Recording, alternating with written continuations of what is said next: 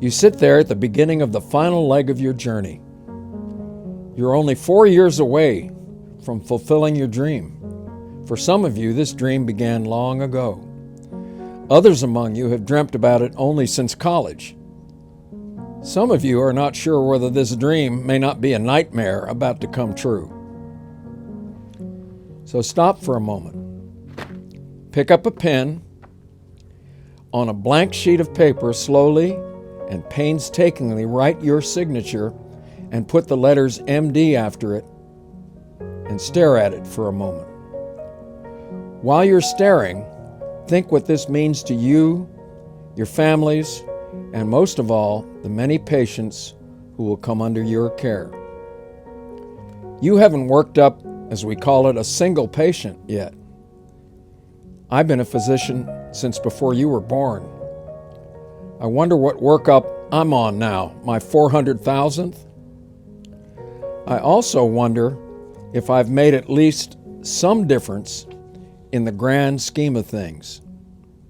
I hope so, for that's what this dream is all about, making a difference in the lives of our brothers and sisters on this planet.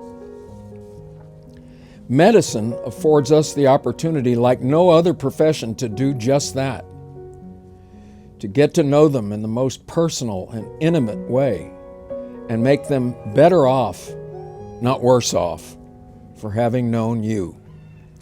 I hope you take that signature just as seriously then as much as you do now. Most of you out there have filled out countless applications of one sort or another, and on some of these, you were asked why you wanted to be a doctor.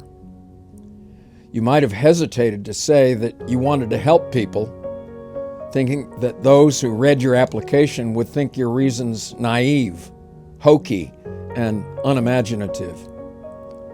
But that's what you should have meant, despite the half-truth that you might have written down on the application.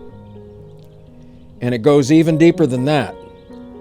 Medicine should be the equivalent of a genuine love of your fellow person, real willingness to try to relieve someone else's suffering, regardless of the danger it might pose to yourself, regardless also of how the suffering person got sick, regardless of whether, in your opinion, they brought the illness on themselves, regardless of the hour, whether you're on call or not, regardless of their beliefs or their color, and especially regardless of whether they can pay you.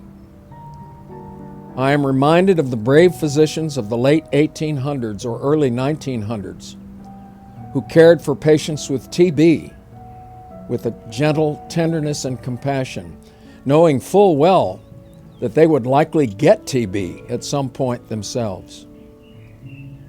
Greater love than this no man hath, that he lay down his life for his friend. Anyone can want to help people who are trusting, cooperative, and agreeable. Who doesn't want to take care of great patients who are stoic, share your philosophy of life, are attractive, are celebrities of one sort or another, or are members of the Augusta National? What about the disheveled, belligerent drunk with rotten teeth and fetid breath, who's ruined his life, whom you are called to see at 4 a.m. because he's sick? This is the sort of patient who separates the real doctors from the mere health care providers. How will you speak to your colleagues about him? Will you call him a troll or a gomer or a dump from another hospital or a train wreck or whatever disparaging term might be in vogue when you hit the wards? I hope not, because here is an opportunity to show what you're made of, that hopefully brought you to where you sit now. Genuine love and respect for your fellow man. However unlikely, your kindness and compassion could just turn his life around, and your lack of it could just harden him further. The bottom line is this: if you do not have genuine love in your heart for people, get out now before you go any further. If you are in it for the prestige or for a certain lifestyle because your mother or father was a doctor, you may be brilliant and skilled and have all the tools, but medicine is not your true vocation. Go do something else. For those of you who believe that a physician is what you are destined to be, don't let medicine devour you.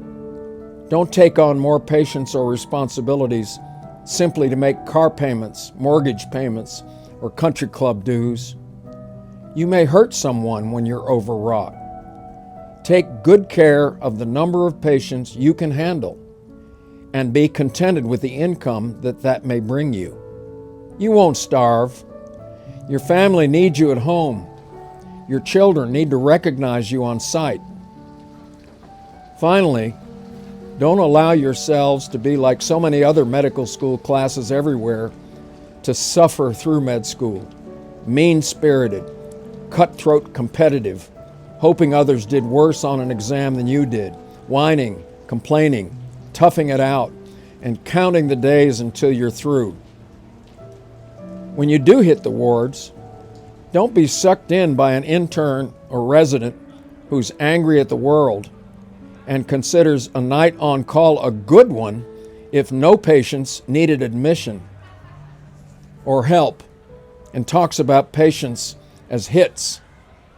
How many hits did you get last night? Some preparation for love of your fellow person, that is. You and I may not even be here tomorrow. If today is our last day on earth, let's make it a day we can be proud of, where we had a joyful outlook, gave our assigned responsibilities our best effort, and made the people who came to play a part in our life today better off for having encountered us. That will often be one of your patients, but it may be one of your classmates, one of your professors, or even the person who sweeps up. Tomorrow will have to take care of itself. It's not easy to live this way, but you know in your hearts that I am speaking the truth.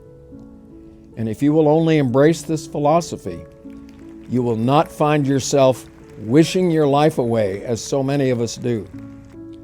Then you can close your eyes each night, less anxious about some far-off goal, and really enjoying life's journey and all the great people, events, and beauty in it. And one of these days, the good Lord willing, you can sign your name with an MD after it and really know what it means. Carpe diem, brothers and sisters.